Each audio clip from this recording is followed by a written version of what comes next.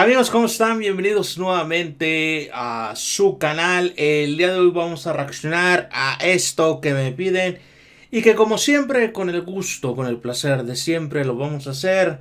Vamos a ver, vamos a reaccionar, vamos a analizar esto que lleva por título La construcción de los galeones españoles. Qué interesante. Vamos a ver cómo es que se construyen, cómo es la planificación para poderlos hacer, todo lo que conlleva. Antes de empezar el video, quiero invitarlos a que se suscriban al canal del video que vamos a reaccionar el día de hoy. Ya me suscribí, también le di pulgar arriba. De todos modos, en la caja de comentarios les dejo el link del video original para que se den una vuelta, para que vayan a suscribirse, para que vayan a escribir a el canal. Ahora sí, sin más que decir, empecemos con esta reacción. Vamos a poner la atención, vamos a aprender, vamos a conocer. En el año 1492, Colón se topa con un continente desconocido. Durante los años venideros se conquistarán estos nuevos territorios y pasarán a formar parte de la monarquía hispánica. Sin embargo, los acontecimientos habían adelantado a la tecnología de la época. ¿Cómo unir estos nuevos territorios con la España peninsular? ¿Cómo vencer al implacable océano Atlántico? La solución no sería otra que la de un nuevo barco, el galeón. Este navío aparece en el siglo XVI y se extiende durante todo el siglo XVII. El galeón es un barco de guerra, pero al mismo tiempo tiene una gran capacidad de carga, lo que lo hace idóneo para la doble misión que le acontecía. Tengo una pregunta, ¿de dónde viene o de dónde surge el nombre de galeón?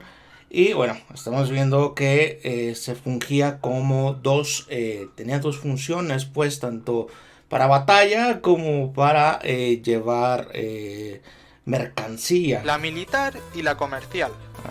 La corona encargaba la construcción de navíos y los pagaba dependiendo de su tonelaje, el cual solía ser de 500 toneladas, aunque los últimos galeones en producirse triplicarían esta cifra. En otras ocasiones la corona encargaba o alquilaba barcos privados y los preparaba para su uso militar. Es por ello que había una legislación sobre la forma de fabricación y estructura de los barcos mercantes, para que estos pudiesen tener un uso militar si así se requería en el futuro. Eso es muy interesante porque tenía una doble podría tener una doble función, ¿no? O sea, el galeón podría estar construido para para el comercio. Sin embargo, se podían modificar algunas cosas para poderlo hacer de una manera con armamento, o poderle modificar algunas cosas por si había una batalla o se requería para. En el siglo XVII, concretamente entre el 1607 y el 1618, se estableció un debate para construir el tamaño idóneo de los grandes galeones, el cual cristalizó en una normativa que se hizo vigente ese último año. El tamaño de los galeones era necesario por un motivo. Los barcos principales que escoltaban a las flotas, es decir, la nave almiranta y la capitana, tenían la misión de transportar el tesoro del rey, funcionarios de la corona y las armas y soldados de la carrera de Indias. En 1666 apareció una nueva medida ideal, de 500 y 700 toneladas, y en 1679 una de 800.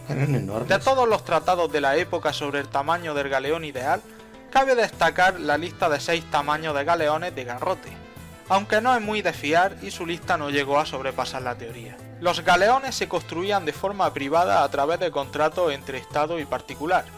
Era difícil conseguir un contrato de construcción para el gobierno, especialmente durante la segunda mitad del siglo XVII, por problemas económicos.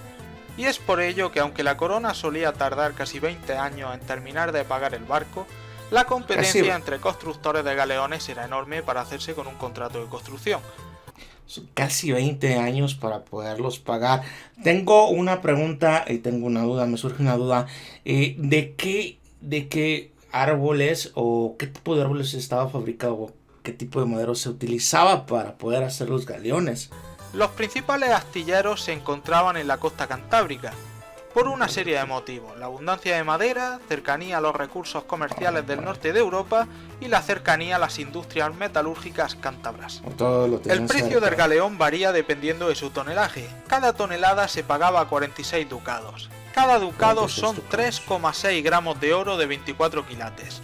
Teniendo en cuenta que los últimos galeones rondaban las 1200 toneladas, tenemos una 1200 cifra de casi 200 kilogramos de oro por galeón, un precio nada barato, sobre todo si tenemos en cuenta que los buques que hacían la carrera de India difícilmente duraban más de 10 años en servicio.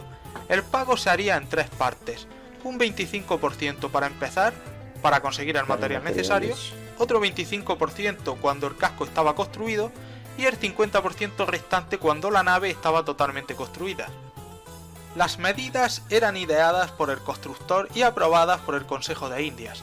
Una vez construido el buque, era evaluado por unos expertos que valoraban a través de un informe que la nave se ajustaba a la legislación vigente y no había ningún problema.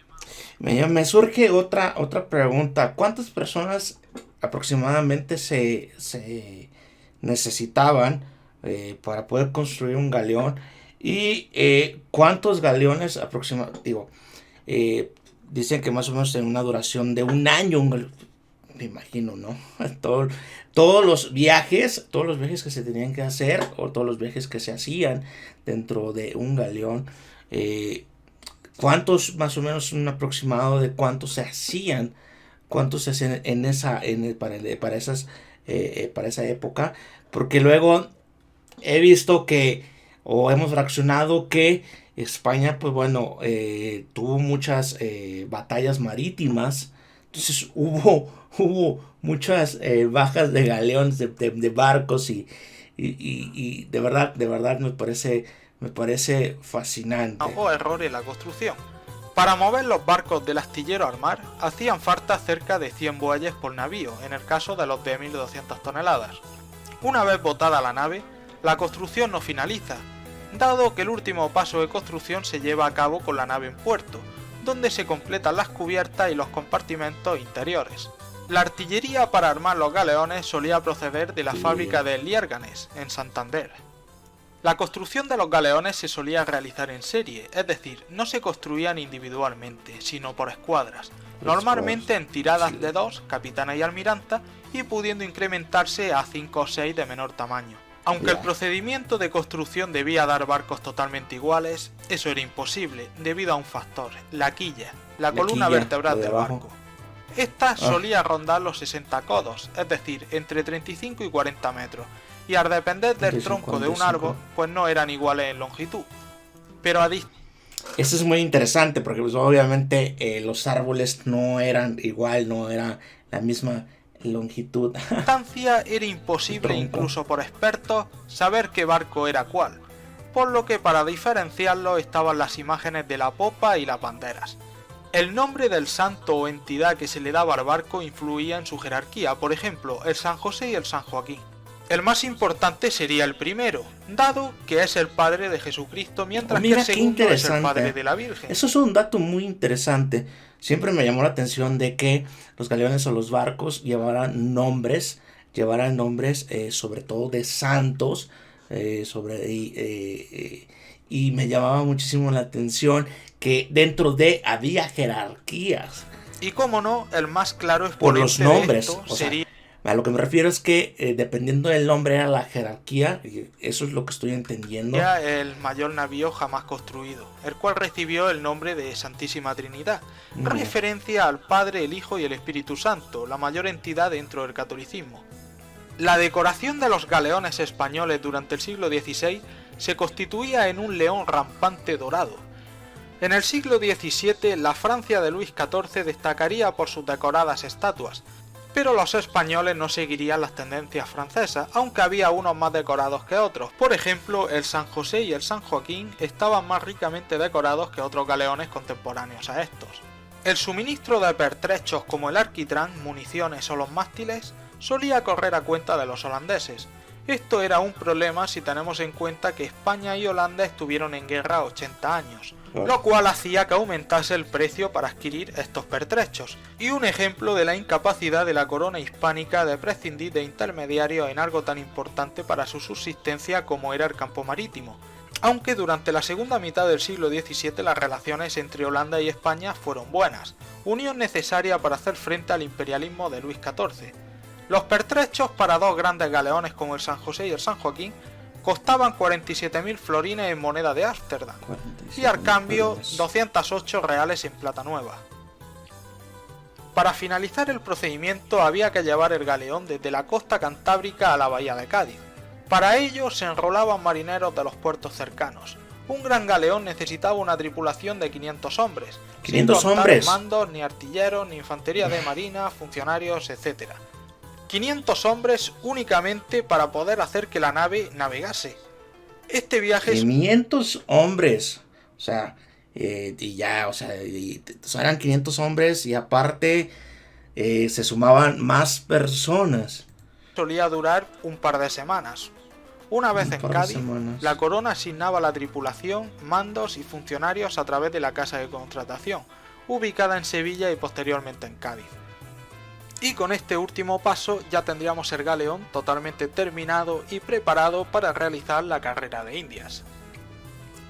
Y no olvides el me Pues gusta. ahí está, compartir. amigos, ahí está. Qué interesante cómo es la construcción o cómo fueron las construcciones de los galeones. Me gustaría saber si todavía hay o todavía quedan algunos, no sé, como en algunos museos, o algunas, me imagino que réplicas debe de haber, pero originales no sé si quedó alguno o algunos. Me llama la atención, como les comentaba, de qué tipo de árbol estaba construido. Y pues bueno, me imagino que son impresionantes. Son impresionantes. La verdad es que mucha historia.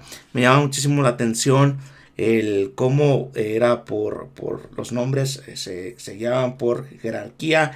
Y dependiendo pues del santo o algo algo que estaba entendiendo más o menos, que se llamaban. Me llama muchísimo la atención de algunos que se llaman de esa forma. Y siempre decía, bueno, ¿y por qué se llaman así? ¿Y por qué se llaman así? Es muy, muy, muy interesante. El costo, saber también los costos pues de producción a la hora de poderlos hacer, de hacerlos. Qué fascinantes poder conocer, acercarnos un poco más a la historia. Espero les haya gustado esta reacción. No se les olvide suscribirse, darle pulgar arriba, decirme en la caja de comentarios a qué más quieren que reaccionen. Les mando un fuerte abrazo. Hasta la próxima.